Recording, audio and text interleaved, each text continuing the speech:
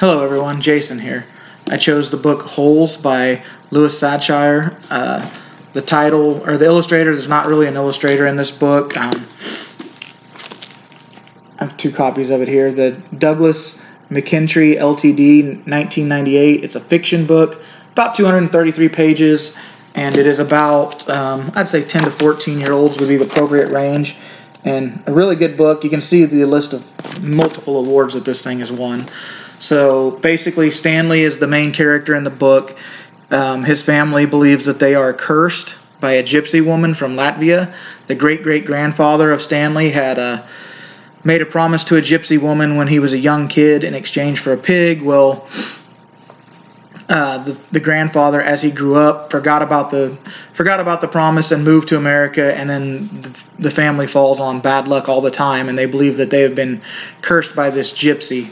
So in the beginning, Stanley is accused of stealing some baseball cleats that are on display from a famous baseball player, and he's convicted for something he didn't do, and he's sent to live at Camp Green Lake Detention Center.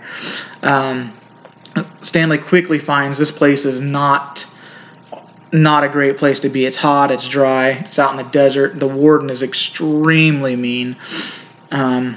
So when he gets there, the boys are forced to dig holes every day as wide and deep as their shovel.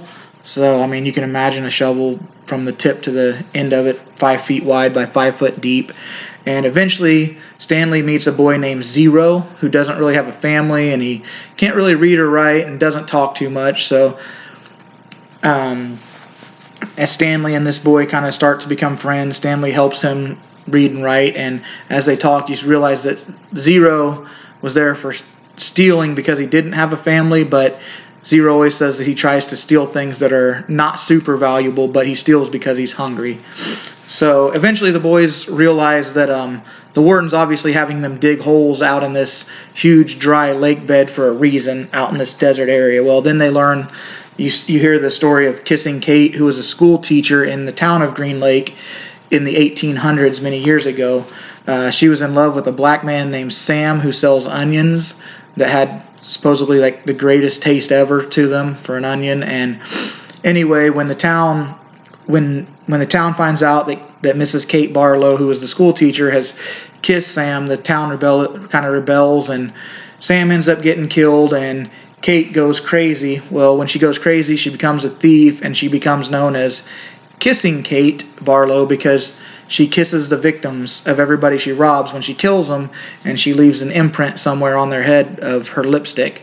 So that's how she becomes known as Kissing Kate Barlow. Eventually, she steals a suitcase that was full of Stanley Yelich's great-great-grandfather's money while his grandfather was out of town, and she buries it, and some people are trying to find it. It actually shows, eventually we find out that it's the warden's, a relative of the warden's who captured Kissing Kate and tortured her to death trying to find out where she buried the money. Of course, Kissing Kate never tells where this money is. So we can see kind of the couple of the stories starting to come together. Zero finally, after a while of this, Zero decides he's had enough. He goes crazy. He runs out into the desert, and Stanley realizes after a couple days, like Zero has almost zero chance of survival out in this desert. This area. It's hot. It's dry. The lake is surrounded with rattlesnakes, and then what they call yellow spotted lizards, which if you're bit by a yellow spotted lizard, you're sure to die a slow, painful death. They say in the book like that's the worst animal to die by. So anyway, after a couple days, Stanley is missing his friend, and he steals a truck to go after Zero and look for Zero to try to save him. When he first gets in the truck, he can't figure out how to turn it on, or excuse me, not how to turn it on, but how to make it go because he's never driven. And one of the other boys yells at him to put it in gear while Stanley takes off, and he drives a little ways. It doesn't sound like he makes it very far, and then he crashes into a hole and takes off running into the desert after his friend. Eventually, Stanley does find Zero barely hanging on by a thread, but Zero, after being out in the desert for 4 or 5 days by himself, is extremely dehydrated and too weak. Stanley picks up his friend and they head out to, I think it's Mount Thumb, to a mountaintop where they think they can find some refuge. And eventually they do get there, and on their way, they dig a hole and they put some rocks in the bottom and let the hole fill with water so they can drink, and they cross an onion field. Well, that onion field ends up being the onions that Sam used to grow. And so the boys live off of those onions. The boys live off of those onions for a little over a week, and then eventually they have to head back to they know they're going to have to head back to Camp Green Lake. And as they're talking, we learn that earlier in the book, Stanley, in one of his holes, had found a thing of lipstick that was some lipstick that had Kissing Kate Barlow's initials on it. One of the other boys took the lipstick from Stanley and told the warden that he had found the lipstick in his hole, because anytime you found something that could be from Kissing Kate, you were rewarded. So that boy got the day off, but what it did was it made the warden start looking in the wrong place for the money. So the boys sneak back they come back to the camp. They know they have to come back. They can't live forever. They go back, they start digging in the hole that they found the lipstick in, and eventually they do find a suitcase full of money, and it has Stanley Yelich on the handle of the suitcase, which was actually the same name that Stanley's great-great-grandfather had.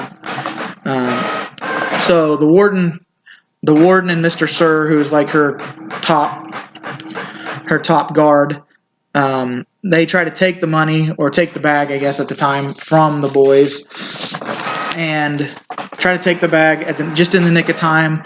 The lawyer shows up and says that Stanley's been acquitted and he can keep the bag. It's his. We find out it's full of money. Also, as the story goes along, we find out that Zero is a great-great-grandkid of the gypsy woman who Stanley's father had made a promise to. So in all these stories kind of tie together. They tie together really, really well in the book. They just kind of flow together and you learn. But it's a really good book. So children can learn a lot from this book. There's stuff about friendship, the destructive nature of cruelty, how your mental state could be, like believing that you have a curse, how it can affect your day-to-day stuff just by believing something. And then what I did for this book was I actually chose like a little Venn diagram where we could watch the movie, read the book, watch the movie, and then I have a whole list of things where you could be, what you like best, what you didn't like best, the setting of the book you pictured, explain a setting in the book that you pictured in your mind and how they showed it in the movie, just different things like that the kids could do. But overall, I would highly recommend this book. There's so many storylines kind of that very smoothly intertangle with each other, and it's kind of hard to put it down, actually, because there's just, you feel like something exciting is going to happen on each page. And we'll just read a quick excerpt here.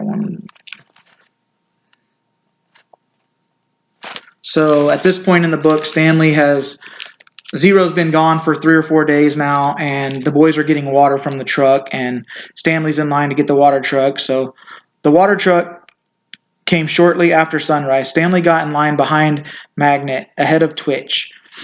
What if it's not too late? He watched Mr. Sir fill X-Ray's canteen. The imagine of Zero crawling across the hot dirt remained in his head.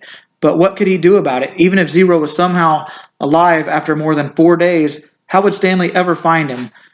It would take days. He'd need a car or a pickup truck. A pickup truck with a tank of water in the back. Stanley wondered if Mr. Sir had ever left his keys in the ignition. He slowly backed away from the line. Then he circled over to the side of the truck. He looked through the window. The keys were there, dangling in the ignition.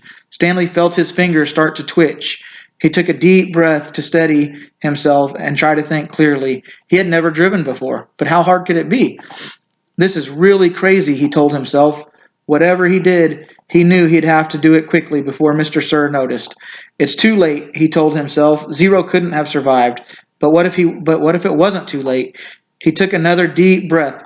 Thinking about this, he told himself, but there wasn't time to think. He flung open the door to the truck and climbed inside quickly. "Hey!" shouted Mr. Sir. He turned the key and stepped on the gas pedal. The engine revved, but the truck didn't move anywhere. He pressed the pedal to the floor. The engine roared, but the truck was motionless. Mr. Sir came running around the side of the truck. The door was still open. "Put it in gear," yelled Twitch. The gear shift was on the floor next to the seat. Stanley pulled a lever back until the arrow pointed to the letter D for drive. The truck lurched forward.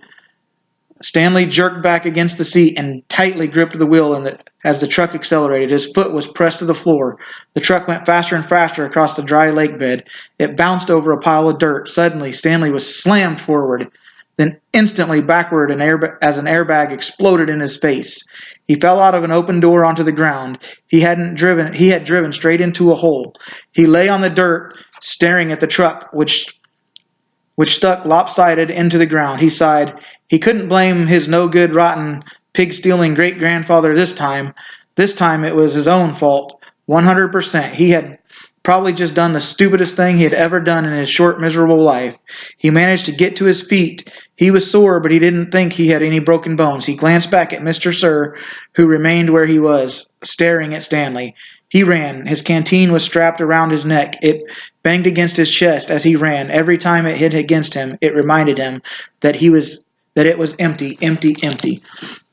And that was the part where Stanley is chasing after his friend, knowing that his friend is going to die if he doesn't, and even if he does, there's a chance they may both die.